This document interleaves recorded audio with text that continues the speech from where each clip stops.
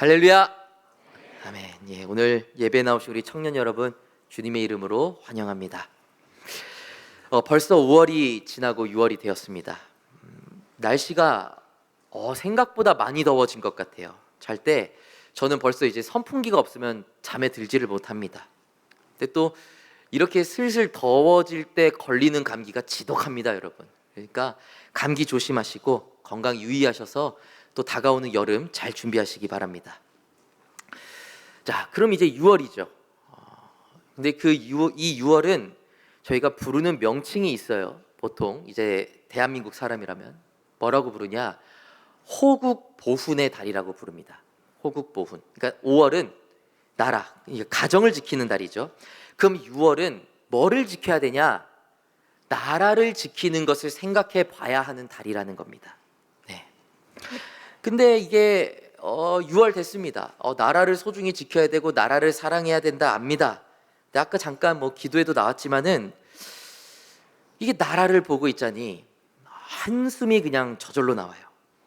정치적인 양극화는 극에 달해 있고, 거리를 가다 보면은 사회적인 가치관, 질서 이런 것들이 무너져 있는 것이, 무너져 가고 있는 것이 눈에 훤히 들어옵니다. 저는 목사님 설교, 담임 목사님 설교를 들을 때마다 공감이 돼요. 어른이 없습니다. 선생이 없습니다. 진리가 없습니다. 그리고 그나마 있는 법이라는 것도 의미가 점점 희미해지고 있는 것 같아요. 이게 참 갑이나 을이나 똑같습니다. 이게 을일 때는 날 지켜달라고 법법 외치다가 갑자기 갑이 되면은 법이 뭔데? 이렇게 하지를 않나. 또 갑일 때는 빼앗기기 싫어가지고 법법 외치다가 을이 되니까 법이 뭔데? 이렇게 얘기를 하질 않나. 갑도 법이 없고 을도 법이 없고 난립니다. 정말 그렇기 때문에 한편으로는 야, 진짜 나라를 위해서 우리가 어떻게 살아야 하는가 모르겠다라는 생각이 들 때가 있다라는 것이죠. 특히 하나님을 믿는 백성으로서, 그리스도인으로서 우리는 어떻게 살아야 할 것인가. 그래서 제가 6월달을 맞아서 오늘은 평소에 하지는 않는 얘기지만은 좀 나라에 대한 이야기, 그리고 그 나라를 운행하시는 하나님과 우리의 관계에 대해서 좀 생각을 해보고자 합니다. 어떻게 살아야 될까요? 어떻게 나라를 위해서 우리가 존재할 수 있을까요? 먼저는 그리스도인이라면 당연히 뭘 해야 되냐? 기도를 해야죠, 여러분. 기도. 결국 하나님이 이 나라를 주관하시는 것이라면, 나라의 흥망성쇠가 달려있다면 나라를 사랑해야 되는 달에는 적어도 나라를 위해서 기도할 수 있어야 된다는 겁니다. 당연한 거예요. 그래서 저희가 이제 청년부도 6월 3일 날 이제 지방선거 있었잖아요. 그때 이제 모여가지고 함께 기도를 했습니다. 그러면서 우리의 어떤 회개도 내려놓고 나라를 위해서도 기도하고, 적지 않은 청년들이 뜨겁게 기도했습니다. 다른 게 아니라 그런 기도들이 하나하나 모여서 나라를 버티게 만드는 거예요, 여러분. 부모의 기도가, 부모님의 기도가 자식을 버티게 한대잖아요. 자식이 안 믿어도요, 부모가 이만큼 기도해 놓으면 굶어 죽지는 않게 한답니다. 물론 그 자식이 하나님 믿고 예수님 만나는 거는 그 사람에게 달린 것이겠지만은 부모의 기도는 땅에 떨어지진 않는데요. 마찬가지예요. 나라를 향하는 우리의 기도가 이 나라의 마지막 보루가 되는 것입니다, 여러분. 근데 여러분, 기도 말고 우리가 할 수 있는 게 없을까요? 할 수 있는 게 있습니다. 그게 뭐냐? 바로 올바른 목소리를 내는 것입니다. 올바른 목소리를 내는 것. 하나님의 뜻과 명백하게 이 나라가 다르게 가고 있다라면, 잘못된 법 앞에서 이 법을 나는 반대한다, 양심상 나는 반대한다, 목소리를 낼 줄 알고 끝까지 분리할지언정 올바른 자리에 서 있을 줄 알고 타협하지 않고 결과에 상관없이 굳건하게 진리의 목소리를 내는 그런 모습이 필요한 것입니다. 그런데요, 참 이상합니다. 참 이상해요. 생각보다 그리스도인들이요, 기도해야지 여기까지는 다 공감합니다. 그런데 목소리를 내야 된다, 행동까지 나아가야 된다라고 하는 것에는 이상하게 거부 반응이 있어요. 실질적으로 한국교회 문화가 약간 그렇습니다. 이게 조사를 보면요, 개신교인입니다. 개신교인의 62.6%가 교회는 어떤 정치적인 것에 목소리를 내면 안 된다라고 설문을 대답했어요. 목회자가 사회 참여를 해도 되는가? 75.2%는 하면 안 된다. 반대했습니다. 왜 그럴까? 가만히 보니까 이렇게 얘기를 하는 것 같아요. 교회는 그저 조용히 기도하면 되지, 왜 나서서 굳이 나라랑 부딪히려고 하냐 이거예요. 그런 생각이 실제로 교회 안에 팽배해 있습니다. 그러면 왜 또 그리스도인들은 세상에 목소리를 내면 안 된다, 이렇게 생각을 하는 것일까요? 여러분 생각해 본 적 있으세요? 교회는 그냥 열심히 예배하고 기도하면 되지, 뭐하러 그런 목소리를 내고 있냐, 세상에게 눈총이나 받지, 왜 그런 생각을 하고 있을까요? 재미있게도 이런 생각을 하는 사람들에게도 신학적인 근거가 있습니다. 그게 뭐냐? 바로 섭리라는 개념이에요. 섭리. 잠시만요. 여러분, 섭리라는 단어 많이 들어보셨죠? 섭리 들어보셨어요? 네. 이게 일단 섭리를 생각하면은 뭔가 이미지가 하나님이 이미 다 계획하고 계신다, 하나님이 알고 계신다, 다 하나님 뜻대로 된다, 뭔가 이런 느낌이 섭리잖아요. 근데 이 섭리가 어떻게 해석되냐면요, 어차피 하나님이 이 나라의 주관자이시고 모든 흥망성쇠가 주님 손에 있다면, 그게 섭리라면 굳이 우리가 세상에 소리를 낼 필요가 있냐, 기도하는 게 더 중요한 거 아니냐, 이렇게 나간다라는 겁니다. 우리가 가만히 앉아서 기도하면 하나님이 알아서 하시겠지, 우리가 기도하고 나서 결과가 나오면 그게 다 하나님 뜻이겠지, 이렇게 생각을 한다라는 거예요. 어떻게 보면 일리가 있는 말이에요, 여러분. 완전 틀린 말은 또 아닙니다. 왜냐? 자, 하나님은 모든 것의 주관자이십니다. 모든 일의 원인이시고 모든 일의 결과세요. 아멘이세요? 아멘이시죠. 그런데 그렇다면 결국 이 나라는 누구의 뜻대로 흘러가게 돼 있어요? 하나님의 뜻대로 흘러가게 되어 있다는 겁니다. 실제로 그래요. 우리가 지금 가장 크게 반대하고 있는 법이 있죠. 차별금지법. 근데 이 차별금지법을 두고도 교회마다 반응이 갈립니다. 일단은 아예 차별금지법을 찬성하는 교회들이 있어요. 여기는 제가 말하지도 않겠습니다. 알아서 생각하세요, 여기는 그냥. 근데 문제는 차별금지법을 반대하는 교회들에서도 의견이 갈린다라는 거예요. 어떻게 갈리냐? 하나는 우리의 목소리를 적극적으로 알려야 된다, 교회의 입장을 알려야 된다라는 입장이 있고, 반대로 차별금지법은 반대는 하지만 거리로 나갈 것까진 뭐 있냐, 우리는 교회에서 기도하겠다라는 입장이 있다라는 거예요. 그리고 바로 이 교회, 반대는 하지만 행동하지 않는 교회, 이 교회의 논리가 무엇이냐? 정말 간절히 기도하면 어차피 하나님이 일하실 것인데 굳이 우리가 나설 필요가 뭐가 있냐 하는 것입니다. 어떻게 생각하세요, 여러분? 저는 이 부분에 있어서 명확한 입장이 있습니다. 교회는 세상의 목소리를 내면 안 된다, 실질적인 액션을 취하면 안 된다, 이런 모습들은요, 섭리라는 것을 알긴 알지만 정확하게 100% 이해하지 못하기 때문에 일어나는 반응이라고 생각을 합니다. 안타까운 모습이에요. 섭리는 모든 것은 하나님 계획 아래 있다, 맞는 말입니다. 근데 이 섭리는 딱 이 한 문장, 어차피 다 하나님 계획대로 된다, 이 한 문장만으로는 설명될 수 없는 단어예요. 그래서 오늘은 호국보훈의 달을 맞아서 실질적으로 목소리를 내는 우리들의 열심, 의지, 우리 인간들의 의지와 하나님의 섭리가 어떤 관계를 가지고 어떤 메커니즘을 통해서 이 나라가 흘러가는가, 여기에 대해서 말씀을 통해 생각해 보고자 합니다. 자, 그럼 좀 본격적으로 알아보시죠. 섭리. 이 섭리라는 게 도대체 뭘까요? 한자를 보면은 다스리고 다스린다. 이렇게만 보면 좀 어렵죠. 어학사전을 보면은 섭리가 이렇게 되어 있습니다. 신이나 정령이 인간을 위하여 세상을 다스리는 일. 그러니까 하나님이 이 세계에 돌아가는 모든 것을 관장하고 계시는 것이다. 이렇게 말하는 단어가 섭리라는 거예요. 근데 이게 영어로 좀 가게 되면 좀 더 세분화가 됩니다. 영어로 가면 이렇습니다. providence. 영어는 저 발음이 안 좋아서 길어서 읽진 않습니다. God or blah blah blah blah. 네.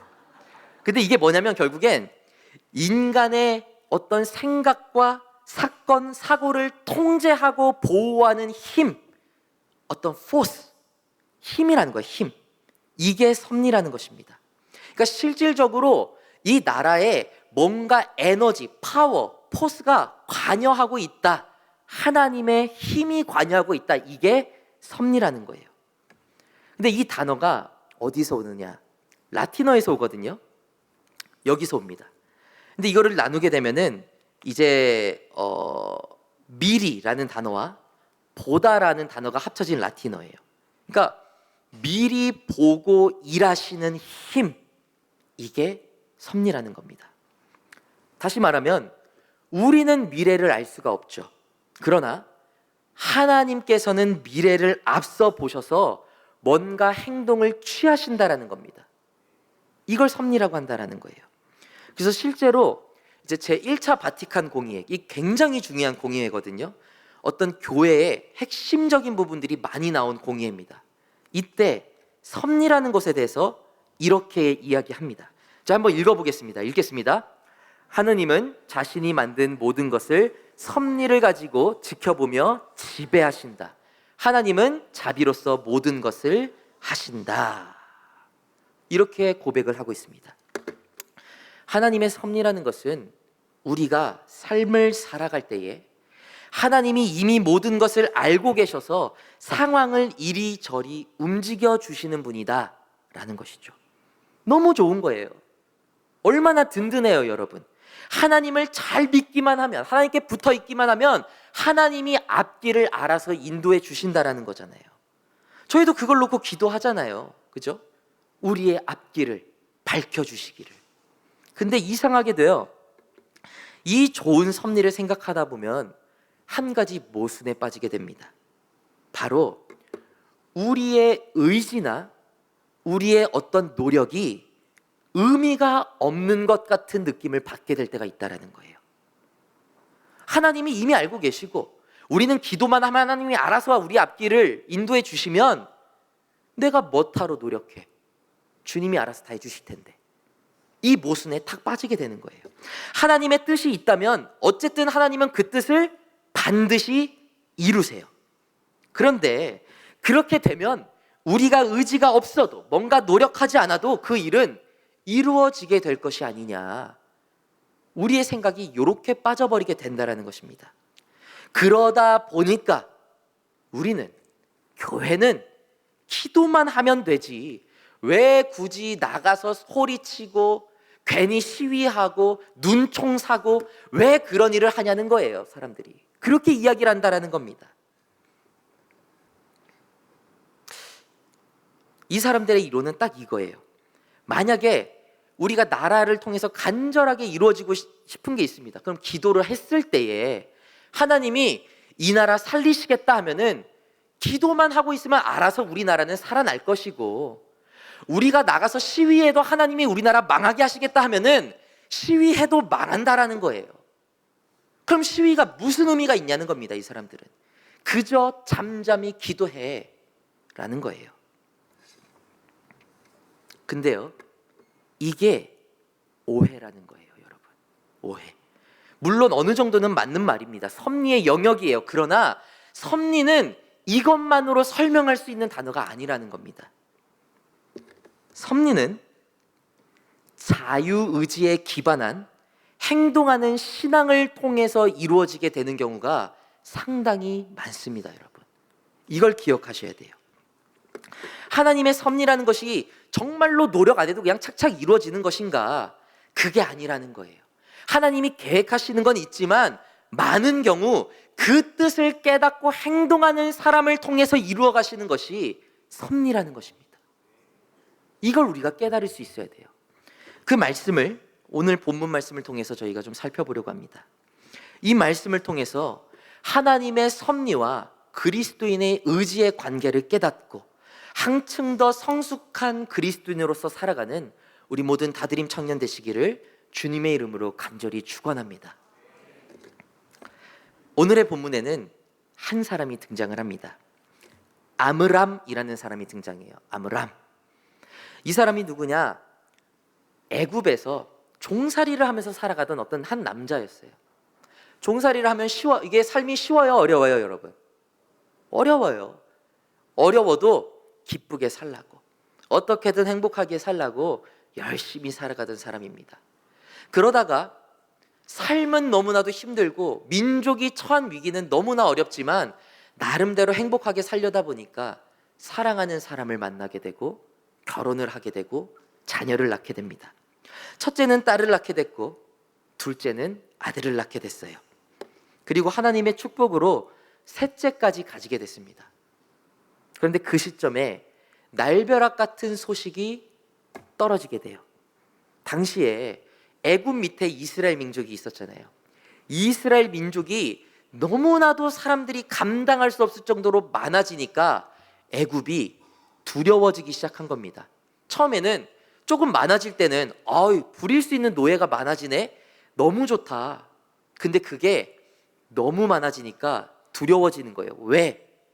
얘네들이 눈 뒤집혀서 반역 일으키면 막아낼 병력이 있다 없다. 점점 병력이 밀릴 것 같은 거예요. 그러니까 이스라엘 얘네들 억제해야 된다. 그래서 애굽이 무슨 명령을 내리느냐? 지금 이 법이 선포된 이래로 태어나는 남자아이들은 다 나일 강가에 버려라. 이 명령을 딱 내리게 됩니다. 마침 이 부부가 셋째를 가졌는데 이 명령이 딱 떨어진 거예요. 그럼 이 부부는 어떤 생각을 했을까? 걱정이 어마어마했을 것 같아요. 어마어마하게 걱정이 됐을 거예요. 그리고 한편으로는 제발 딸이여라, 제발 딸이여라. 왜? 내 손으로 내 자식 죽일 수 있어요, 없어요? 죽이는 사람들한테 내 자식 넘겨줄 수 있어요, 없어요? 없는 거예요. 차라리 딸이여라. 근데 낳고 보니 앞불사 아들인 거예요, 아들. 그때부터 이제 부부는 고민하기 시작해요. 왜요? 못 넘겨주겠거든. 그나마 이 남아있는 가족이 안전하려면 아들을 넘겨야 됩니다. 아이를 안 죽이면요, 바로 왕의 명령을 위반하는 거예요, 여러분. 여러분, 이때 당시 시대에 바로 왕이 뭐예요? 주인 명령만 안 들어도 바로 채찍이 날라오는 시대입니다. 근데 감히 왕의 명령을 안 들어요? 일가몰살입니다, 여러분. 일가몰살. 부모 목숨도 간당간당한 거예요. 그러면 가족이라도 살기 위해서는 지금 낳은 이 아이 죽여야 되는 게 맞아요. 근데 막상 아이를 보는데 그 아이를 보고 있자니 그 핏덩이를 어떻게 죽일 수가 있겠어요? 부모는 여러분 못 죽입니다. 절대로 못 죽여요. 부모가 어떤 존재예요? 자식이 넘어지는 것만 생각해도 막 울컥울컥 하는 게 부모님이에요. 그리고 자식이 부모보다 먼저 죽으면 그 고통은 어디 가서 말할 수가 없는 게 부모의 고통입니다. 실제로 이런 말이 있죠. 여러분, 부부가 있는데 남편이 죽었어요. 그러면 와이프 혼자 남잖아요. 이 여인을 부르는 명칭이 있습니다. 뭐라고 부르는지 아세요? 그렇죠. 과부라고 불러요. 과부. 그리고 둘이 있는데 이번에 와이프가 죽었어요. 남편만 남았어요. 그럼 이 남편은 뭐라고 부르냐? 호랍이라고 부릅니다. 그죠? 다 명칭이 있어요. 그런데 자식이 먼저 죽은 부모는 명칭이 없어요. 명칭이. 자식이 먼저 죽잖아요. 그러면 쟤 뭐뭐래 이렇게 말할 만한 단어가 없어요. 왜? 감히 단어를 붙이지를 못하는 거예요. 자식을 잃은 고통은 단어를 붙여서 설명할 수가 없기 때문에 감히 어떤 단어로 설명을 하려는 시도조차 안 하는 거라는 겁니다. 그 정도로 자녀를 잃는 슬픔이 큰 거예요. 근데 어떻게 아이를 죽여요? 그래서 이 부부가 이악 물고 아이를 숨기기로 합니다. 무려 3개월을 숨겨요. 3개월. 하루하루 숨을 죽이면서 아이와 이렇게 사는데, 여러분, 점점 이 부모가 뭐를 깨닫기 시작하냐? 현실을 깨닫기 시작합니다. 현실을. 아, 이게 되는 게 아니구나. 숨긴다고 숨겨지는 게 아니구나. 이걸 깨닫게 돼요. 이 아이와 계속 살다가는 이 아이는 물론이고 그나마 있는 내 딸, 내 아들, 걔네들까지 몽땅 잃을 수도 있겠구나. 이런 두려움이 이 부부를 덮쳐온 것입니다. 그래서 이 부부는 비참한 현실 속에서 아이를 떠나보내기로 해요. 다만 그 병사의 손에서 죽도록 떠나보내는 것이 아니라 진짜 일말의 희망을 가지고 갈대 상자에 역청과 나무에 진을 발라서 이 아이를 담고 나일강에 띄워보냅니다. 저는 두 가지의 의미가 있다고 봐요. 제발 일말의 하나의 가능성이라도 있다면 사라져라. 이게 첫 번째고, 두 번째, 내 눈앞에서 죽는 건 못 보겠다. 제가 데려가서 죽이는 건 나는 못 보겠다. 그 마음으로 차라리 저 멀리 가서 그곳에서 편하게 쉬어라. 그런 마음으로 떠나보냈을지도 모르겠어요. 그렇게 아이는 운명을 알 수 없는 미지의 길로 떠나가게 됩니다. 그런데 그때에 이 부부는 떠나보내고 이제 기력이 없어요. 그냥 앉아서 울고 있는데 그 갈대 상자를 따라가는 한 아이가 있었습니다. 첫째 딸 미리암이 그 갈대 상자를 보면서 저 멀리서 이렇게 탁탁탁 강가를 막 뛰어가면서 따라가는 거예요. 혹여라도 뒤집어질까 봐, 혹여라도 어떻게 될까 봐 막 따라가는 겁니다. 그런데 이 갈대 상자가 희한하게 가다 보니까 어디를 가느냐? 왕궁 쪽으로 가요. 그리고 마침 그때에 그 강가에 목욕을 하러 나온 공주의 눈에 딱 발견이 되게 됩니다. 공주가 딱 데려가요. 딱 상자를 열어봤는데 인종이 달라요. 인종이 다른 건 아니고 생김새가 달라요. 민족이 달라요. 보자마자 이 아이는 애굽인이다 아니다? 아니다. 딱 보자마자 히브리인이네? 딱 이래요. 근데 그때 공주가 이 아이의 의미를 알게 됩니다. 부모가 얼마나 살리고 싶었으면 그 요만한 가능성 보고 이 아이를 물에 흘려보냈을까? 이 아이가 참 불쌍하구나. 그렇게 이야기를 합니다. 그때에 뜬금없이 그 갈대숲 멀리서 바라보고 있던 그 동생, 아니 그 딸 미리암이 용기를 내서 그 공주 앞으로 나옵니다. 나와서 말을 걸어요. 당시 히브리인이, 이스라엘 민족이 왕족에게 먼저 허락 없이 말을 거는 것은 굉장히 무례하게 여겨지는 것입니다. 근데 이 미리암이 그냥 탁 말을 거는 거예요. 그러면서 간청을 합니다. 뭐라고 간청을 하느냐? 혹시라도 이 아이가 살기를 바라신다면, 이 아이는 히브리인이니까 애굽 사람의 손에서 크면은 너무 애굽인이 이게 손이 더럽혀질 수도 있겠습니다. 히브리인 유모를 데리고 오겠습니다. 이 아이를 살리시겠다면 내가 히브리인 유모라도 데리고 와서 이 아이가 살 수 있게끔 하겠습니다. 어떻게 살릴 수 있을까요? 그렇게 하니까 공주가 이렇게 생각을 잠시 하다가 데려와 보세요. 이렇게 이야기를 합니다. 미리암이 그 순간부터 집까지 쉬지 않고 달려가요. 쉬지 않고 심장이 터져라 달려가서 엄마한테 얘기를 하는 겁니다. 엄마, 모세가 살았어. 그리고 유모가 필요하대. 그 길로 엄마도 달려가요. 그래서 엄마가 떠나보냈던 그 모세를 다시 품 안에 안습니다. 그래서 내가 데려올 때까지 이 아이를 잘 길러주세요. 공주가 이렇게 말을 하고 떠납니다.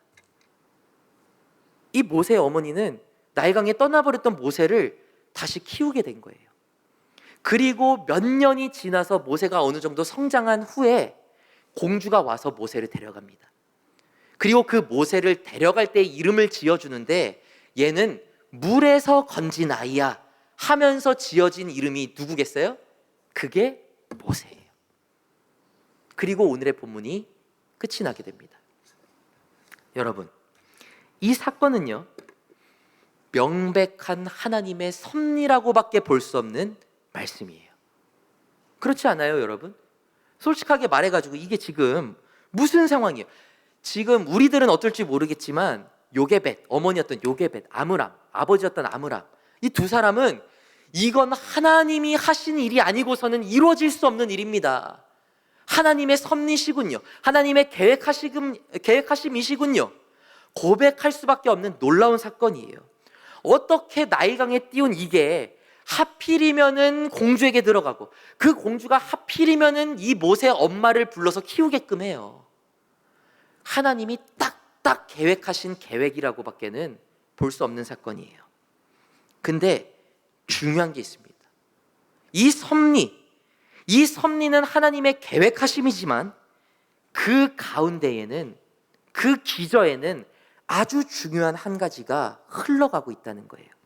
그게 뭐냐? 행동하는 간절함, 땀 흘리는 실천. 이것이 함께 하나님의 섭리와 맞물리고 있다는 것입니다.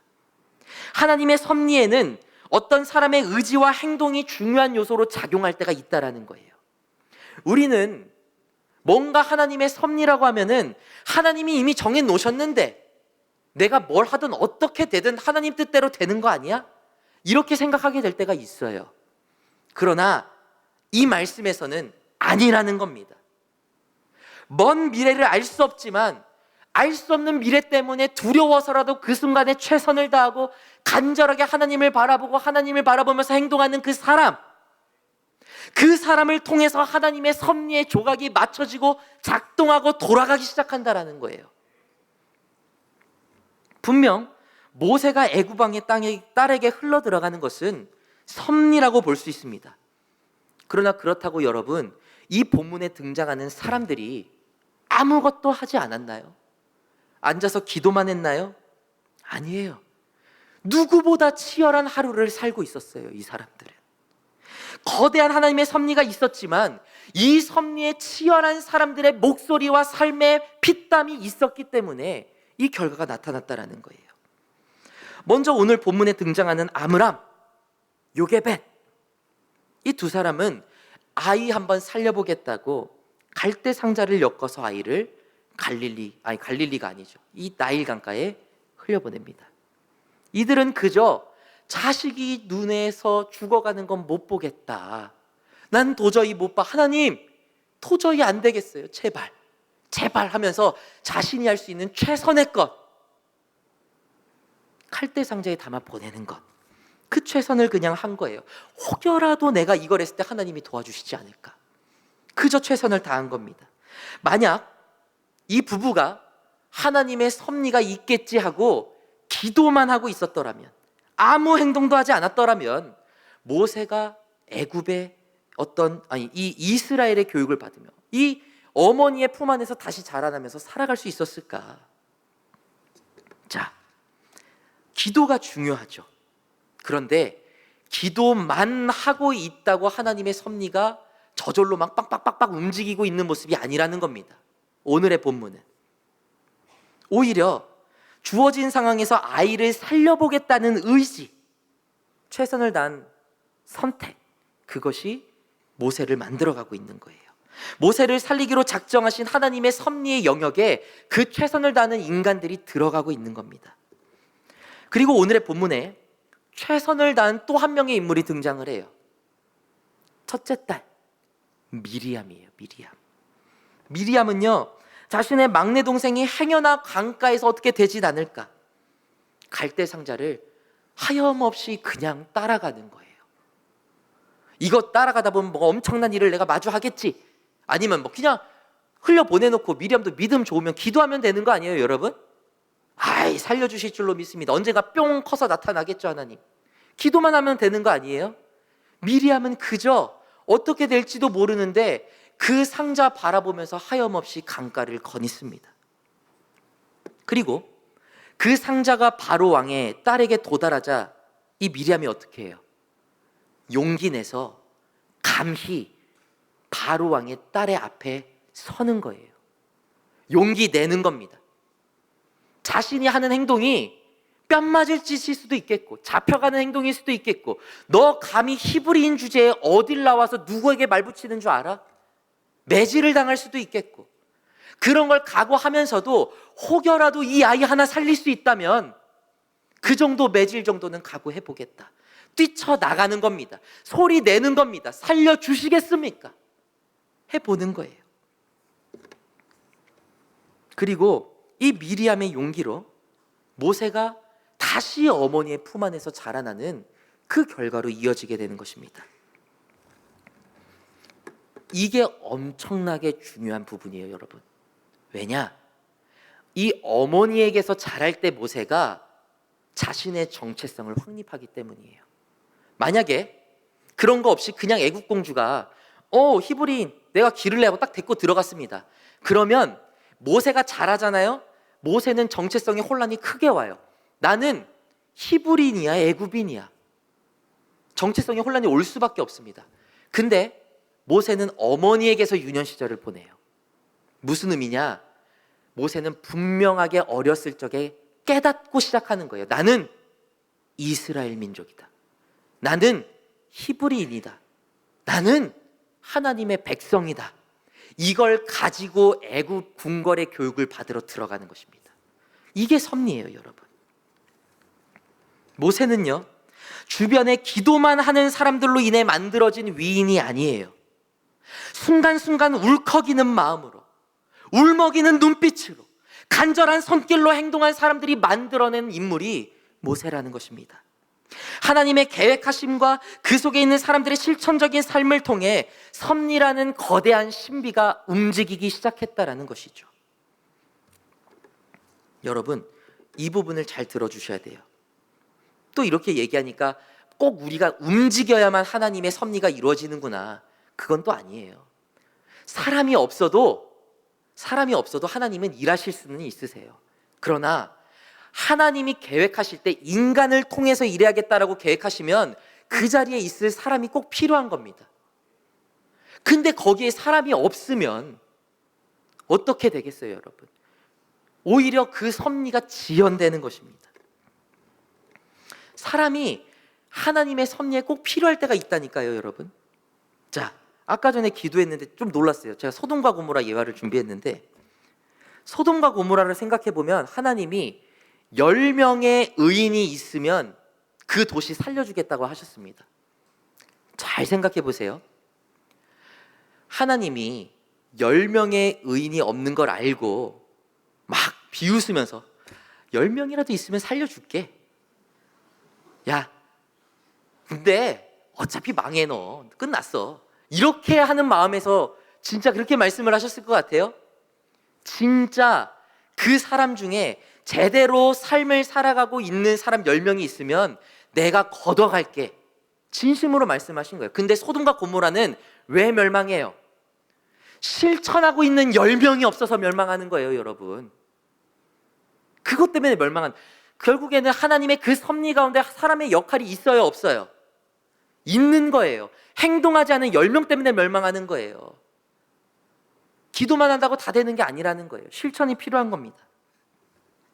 그러면 여기서 생각을 해봅시다. 우리나라는 어떻습니까? 저는 개인적으로 고백을 해요. 우리나라는 하나님이 여기까지 인도한 나라예요.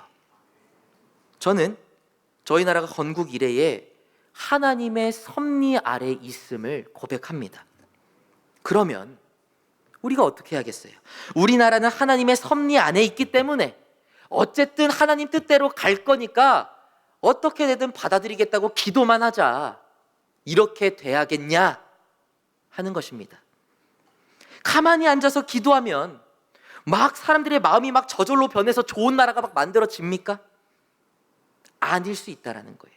오히려 우리가 할 수 있는 최선을 다할 때에, 그때에 하나님의 멈춰있던 섭리가 움직이게 될 수도 있다라는 것이에요.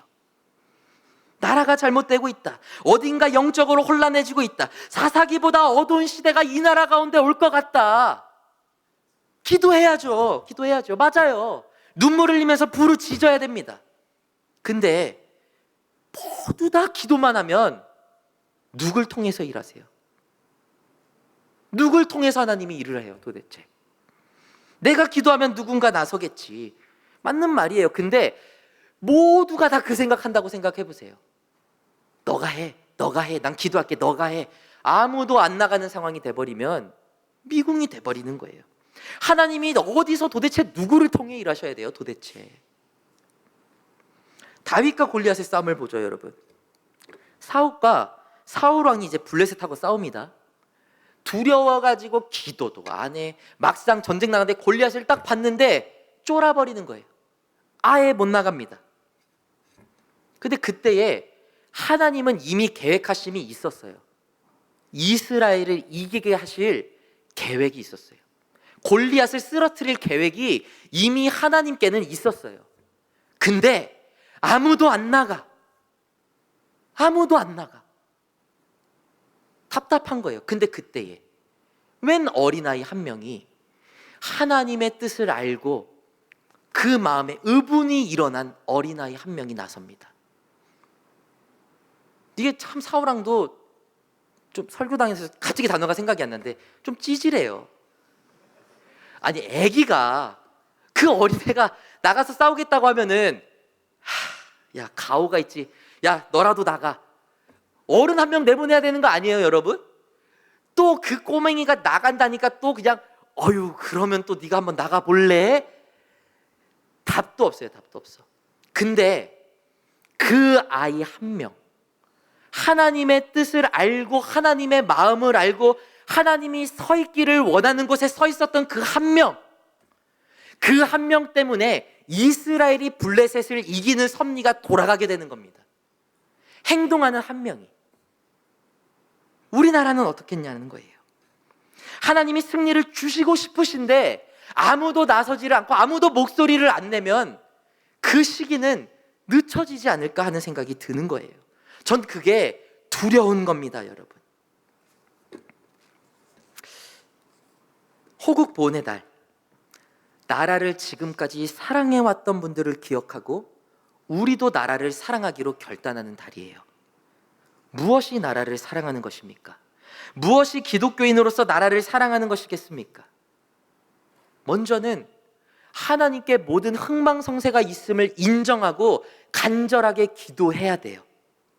그러나 동시에 기도만 하는 소극적인 그리스도인이 아니라 행동하는 적극적인 그리스도인이 진짜 하나님의 섭리를 바라보며 나아가는 참된 믿음의 일꾼들일 줄로 믿습니다. 때로 답답해요. 진짜 답답해요. 교회는 하나님 얘기만 해야지.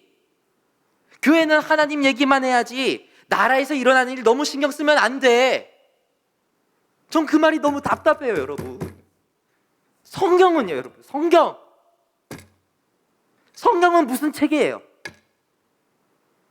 결국에는 출애굽은 무슨 책이에요, 여러분? 출애굽이 무슨 책이에요? 애굽이라는 잘못된 나라 안에서 하나님의 백성이 고통받을 때에 하나님의 뜻을 깨닫고 바로에게 올바른 말을 하고 하나님 뜻대로 살아가겠다는 목소리가 이루어낸 게 출애굽 아니에요? 나라를 살리는 게 출애굽의 시작이고 이스라엘의 시작 아니에요? 예언자들은 어떻습니까? 지금 이 나라가 잘못 가고 있다. 잘못되고 있다. 계속 얘기하면서 제대로 살아야 된다고 외치는 게 예언서 아니에요? 예수님은 가이사의 것은 가이사에게 주라고 했다고요? 예수님이 우리에게 명령하신 게 뭡니까? 로마는 황제를 신이라고 숭배하지만 너희는 삶에서 하나님이 주인이시라는 것을 고백하면서 살아가라. 삶으로 저항해라. 삶으로 보여줘라. 행동으로 나타내라. 그게 예수님이 계속해서 돌아가시기 직전까지 우리에게 말했던 거예요. 제자가 되라. 그런데 왜 이 성경책을 보면서도 구석에 처박혀서 기도만 하고 있으라는 건지 답답해 미치겠습니다.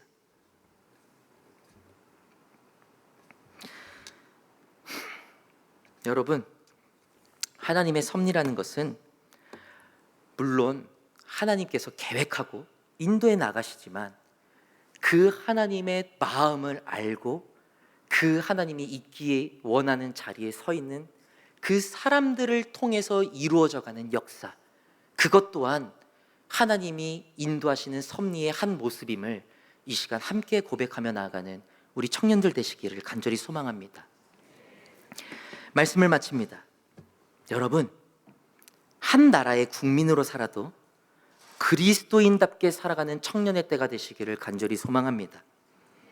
그리고 꼭 나라뿐만이 아니라 여러분의 삶도 마찬가지예요. 우리의 삶은 크고 작은 고통이 가득하고 때로는 공허함이 나를 지배하는 경험에 연속일 때가 많아요. 그런데 어차피 우리가 하나님만 믿으면 어차피 하나님이 알아서 해주실 텐데 가만히 손 놓고 기도만 하고 계실 겁니까?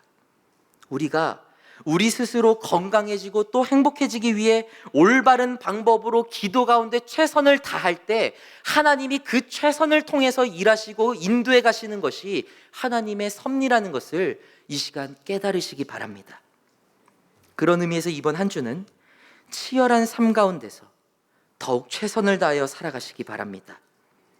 다만 최선을 다할 때에 하나님이 보시기에 합당한 최선을 다하며 나아가는 우리 청년 되시기를 소망합니다. 그리하면 이 세계를 만드신 하나님이, 만물을 주관하시는 하나님이, 나를 아시고 나를 인도하시고 우리나라를 아시고 인도하시는 그 하나님이 신앙과 삶 속에서 최선을 다하는 여러분을 통해 놀라운 일을 이루어 나가실 줄로 믿습니다. 우리가 이 믿음 가운데 찬양하면서 나아가시겠는데요. 네, 우리가 이 시간에 결단하며 나아갔으면 좋겠습니다. 주님, 우리가 주님의 뜻 가운데 주님의 뜻을 깨닫고 우리의 손과 발이 함께 움직이는 신앙인 되기 원합니다. 이 믿음으로 우리 함께 이 찬양 고백하며 나아가시겠습니다.